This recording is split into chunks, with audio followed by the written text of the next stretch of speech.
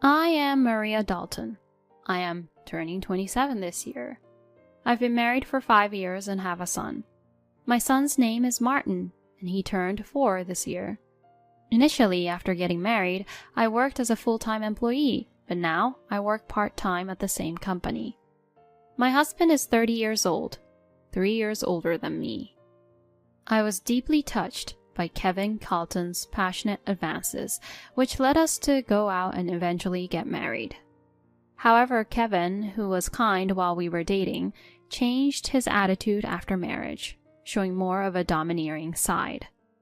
Kevin has a 20-year-old sister named Jane Dalton, and Kevin spoils her, perhaps because they are so far apart in age.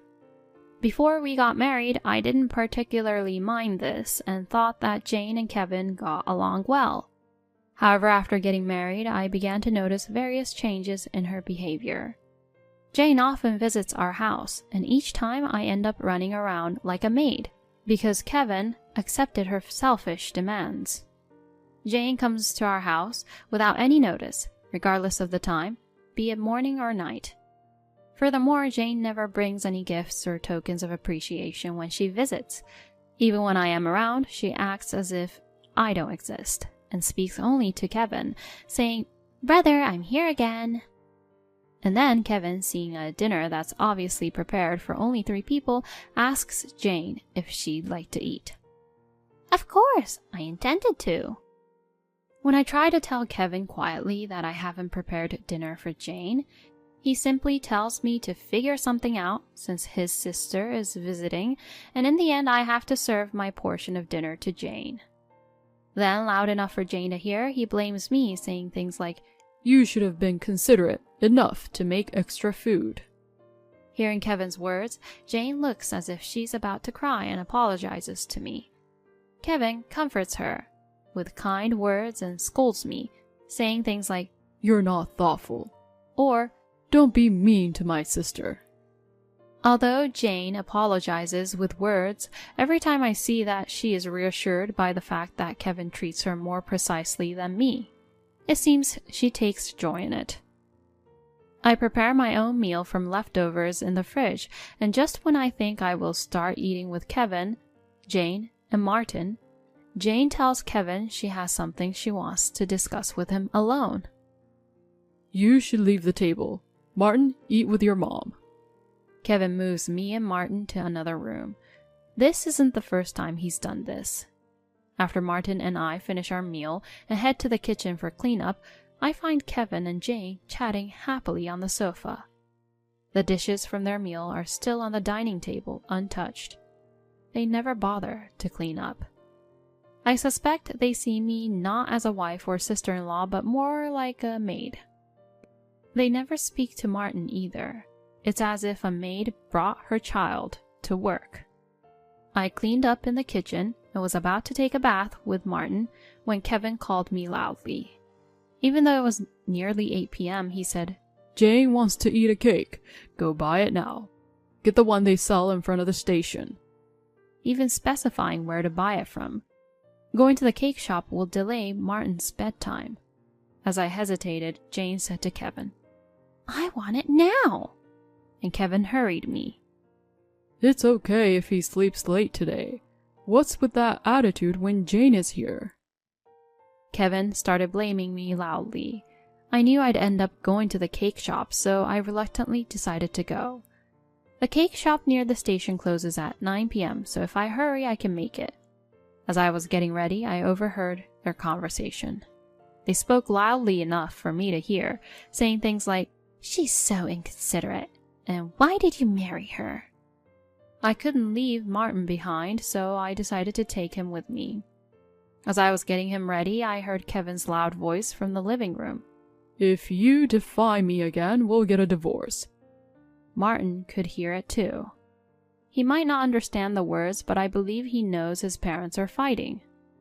Holding back my explosive emotions, I asked Martin, "What kind of cake would you like?" He brightened up, saying, "Mom, I want a cake with lots of fruits." So our journey to the cake shop was filled with talk of cakes, temporarily forgetting Kevin's words. Martin and I reached the cake shop just before closing time, Luckily, the cake Jane wanted was available. We bought 2 cakes and 1 fruit-loaded cake Martin wanted. Upon returning home, I served the cakes to Jane and Kevin. Then I prepared Martin's cake and headed to the dining room. The moment I placed it in front of Martin, Jane pointed at it and said, "I want that cake after all." Before I could react, Kevin moved the cake Martin had chosen in front of Jane. Ignoring Martin's protests, Jane started eating his cake. Kevin said, "I bought that cake with the money I earned, and I have the right to choose," to Martin. I couldn't hold back my emotions any longer and voiced my dissatisfaction to Kevin and Jane. Kevin then threatened, "We can get a divorce, you know." Martin stopped crying but held my hand tightly, looking anxious. And then Martin, after some thought, said, "Mom, I also love cake with strawberries on it." "Yes, it's really delicious." He mentioned it while eating a cake that Jane initially wanted to eat. I feel like I'm making Martin endure too much. There are 3 adults, including me, making a 4-year-old child put up with this. I lifted Martin's cake plate the moment I saw Jane reach for Martin's cake after hearing Martin saying, "Yummy." "Martin, let's eat over there." I took him to the next room so he could eat his cake slowly. Probably Kevin saw Jane reaching for the cake as well. He apologized to Jane, saying, "Sorry for being so stingy." I wanted to retort, but I held back, not wanting to expose Martin to the word divorce. Watching Martin innocently eating his cake with cream around his mouth is a sight that cleanses the heart. After finishing the cake, ignoring both Kevin and Jane, we decided to have a late bath and sleep in Martin's bed. The next morning, I woke up to find Jane had already left. I was about to wake up Kevin and Martin and prepare breakfast when I heard Martin's crying and rushed to him. Shockingly, the piggy bank Martin had, which was given by my father, was broken, and the money he had saved up was gone. It was a ritual for him to say goodnight to the piggy bank before sleeping. Last night was no different. He said goodnight and went to sleep with me. At that time, the only people in the living room were Kevin and Jane. I asked Kevin about the piggy bank. "Jane said she needed some money, so she took it from the piggy bank," he said, indifferently, even though Martin was still crying. As I held Martin, who was crying and shaking, I could feel his hurt so painfully that I cried with him. It hurts to see Kevin prioritize and care for his sister Jane more than our son, Martin. I felt a surge of anger and sadness at the same time. "Why are you making the atmosphere so bad in the morning? I feel terrible," Kevin coldly exclaimed. "Don't you think you did something wrong? Martin is crying so much." For the first time since our marriage, I expressed my anger towards him. I had always been careful not to argue in front of Martin, but I couldn't stay silent, seeing him so hurt. Kevin looked at me intensely, went to the bedroom without a word, and came back with something in his hand. Shockingly, it was divorce papers, which I didn't even know he had hidden somewhere. "If you're not happy with me, then let's divorce," he said, shoving these papers at me, and then he left the house with a loud bang. Martin, who had never cried over the issues with Kevin and Jane, must have reached his limit. He has been crying since last night. I can't bear to see Martin so hurt. "Hey, Martin, should we skip daycare today?" He was perhaps happy to be with me and replied with a loud "Yes!" showing me a faint smile. Martin, after bringing a picture book from the bookshelf and sitting on my lap, looks up at me happily and says, "The teacher at the nursery today was Mama, right? He looks like an angel." I think his little heart must be full of patience. Today, I decided that we would play as much as we can to fill his heart. I might be causing trouble at my workplace, but when I explained the situation, they kindly said, "Make sure to play a lot with Martin," and gave me a day off. In the morning, we went to the park, played hide and seek, and had a lot of fun in the sandbox and on the slide. When we got home and were having lunch, Martin seemed to be getting sleepy. He usually can nap by himself, but today he fell asleep on my lap, just like when he was a baby.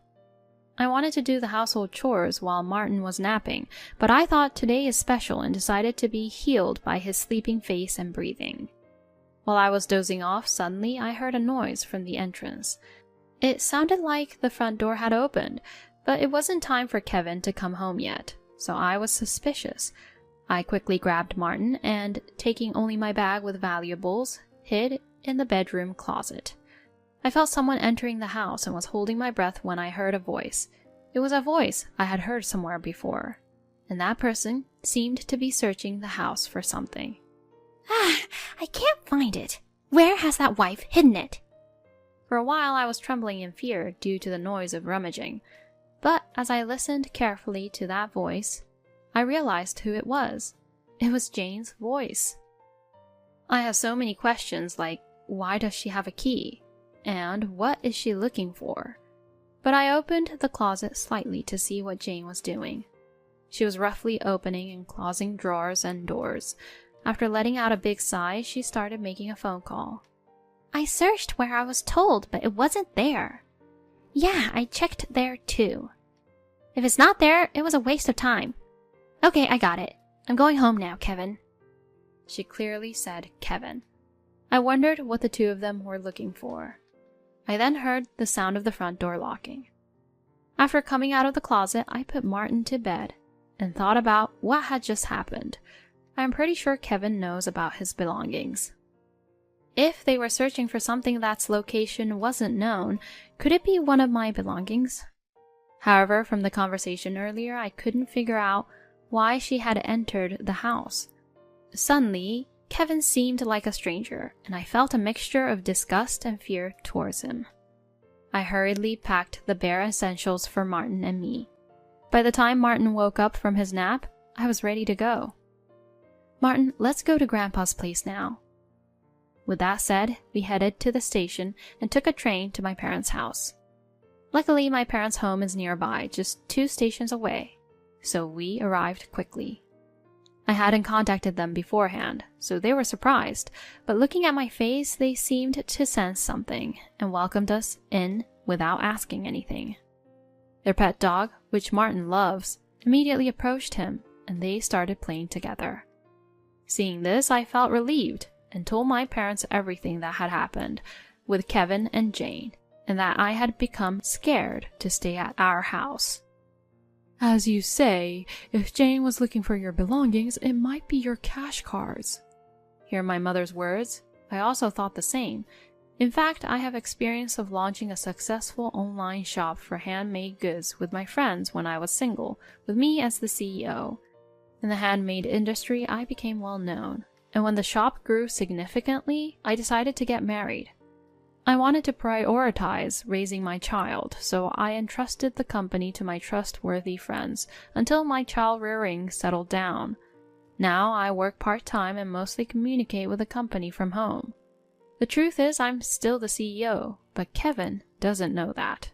However, he knows that I was a CEO when I was single, and probably suspects that I have a decent amount of savings. I've told him that I still get help from the company, but I've left the company matters to my friends, so he probably thinks I've stepped down from the CEO position. There's a reason I haven't told Kevin in detail about still being the CEO and about the savings. Soon after we got married, I realized that he's bad with money and spends all he earns. He only gave me $200 for food expenses a month, and even told me to quit my job and become a full-time housewife. With Martin and only $200 for food expenses, it's tough to live, and I've never agreed to become a full-time housewife. Eventually, he reluctantly agreed to let me work part-time at the current company. Moreover, to ensure I wouldn't consider divorce, he even made me sign a post-marital property waiver through a lawyer. Since Martin was born, I've only received $200 for food, so I've been using my savings for Martin's nursery fees and clothes. I've never asked Kevin for money beyond the food budget, so he probably thinks I have savings. Jane seems to be in dire need of money, and since Kevin thinks I have savings, he might be looking for my cash cards. It all makes sense now. I have a separate savings account that I am slowly saving for Martin. Every month, a portion of my salary is directly deposited into that account. Either way, there's a high chance these two are looking for my cash cards. They're both in need of money, and I can't think of anything else they'd be searching for. However, no matter how much Jane or Kevin search, they won't find it because I always carry my valuable items like my cash cards. There's still an unresolved issue. Jane might be coming and going from our house even when we're not there, and Kevin might be allowing it. My father advised me to keep my valuables at my parents' house, so I decided to store them in their safe. Why do they need money to the extent of doing such things?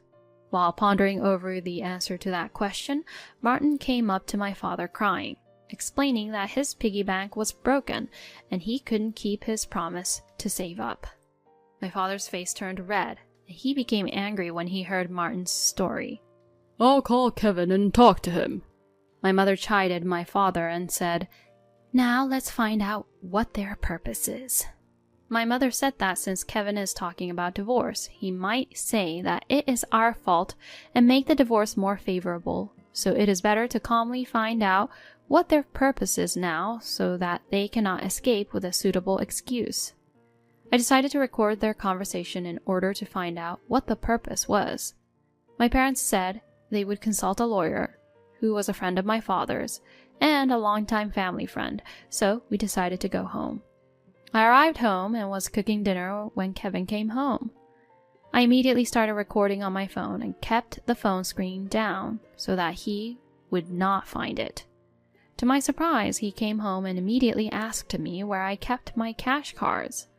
When I asked him why he wanted to know where I kept it, he gave me vague answers, as if he was trying to deceive me. When I remained silent, Kevin became numb and said, Give me all your part-time money for my sister. I replied, I can't do that. It's for Martin's savings. Kevin became angry and pushed the signed divorce papers from his bag to me. You're living on my money, so don't stand on me. You don't have to save for Martin. And that I would not be able to make a living if I divorced him, and he said these words as if he valued Jane more than Martin.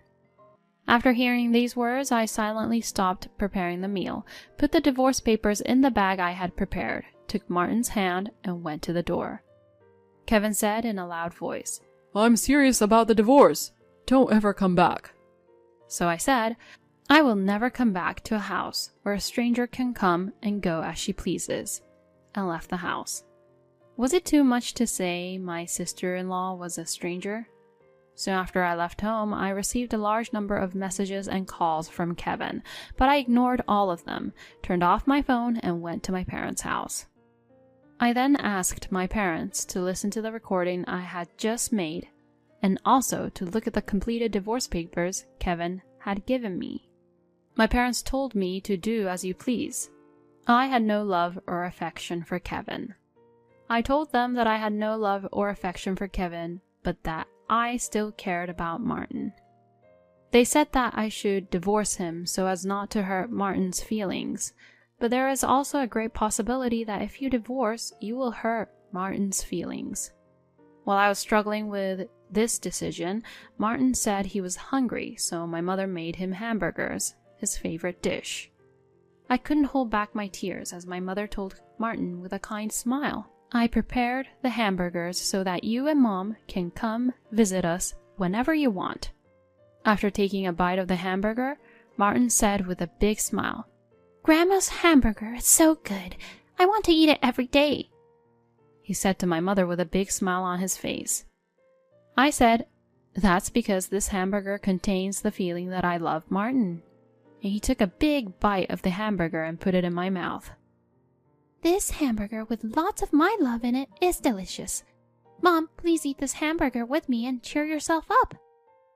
Touched by Martin's kindness, my tear gland collapsed. I tried to stop my tears, but they couldn't stop.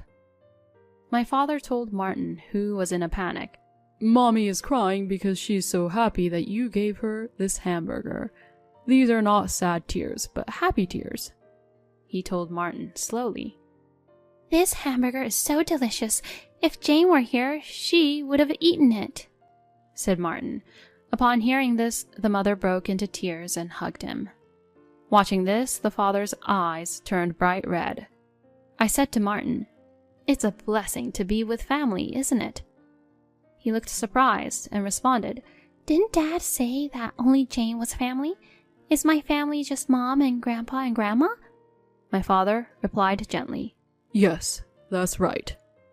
He then continued, asking Martin, "Do you want to live here with us as family?" To which he replied with a laugh, "Of course, we're family," making everyone naturally smile. When was the last time we had such a natural meal? When did we last have a meal filled with endless laughter and conversation? Although I was considering divorce, this meal feels so happy that I finally decided to part with Kevin and planned to tell Martin about it. Discussing this made my heart heavy, but it seemed Martin never felt loved by his father and understood about the divorce, happily saying, "We will live as a family." And he happily hugged the pet dog, calling him my younger brother, even though the dog is older than him. I started preparations for the divorce. Firstly, I quickly contacted a lawyer who was a friend of my father, and we arranged to meet the next day. That night, Martin slept with my father and the dog, and I remember feeling comforted by their faint laughter. I laid in bed in the same room as my mother and fell asleep, reminiscing about my childhood. The next day, when I turned on my smartphone, there were over 200 calls and messages from Kevin showing his emotional instability. Just seeing it exhausted me, so I turned off my smartphone again. Today, I was able to discuss with a lawyer, explaining the details and confirming my intention to divorce. We successfully formalized the contract, and the lawyer will meet with Kevin tomorrow. After a while, the lawyer came to my parents' house to explain the situation.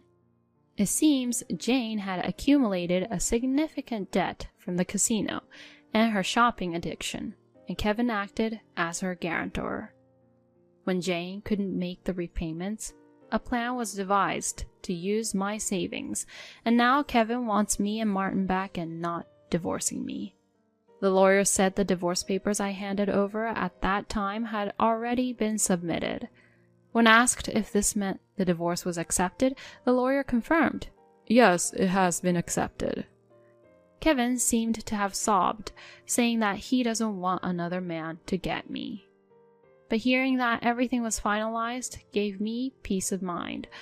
I expected disagreements about child support, but he even signed a pledge to pay $340 to Martin every month. Later, I received a call from Kevin.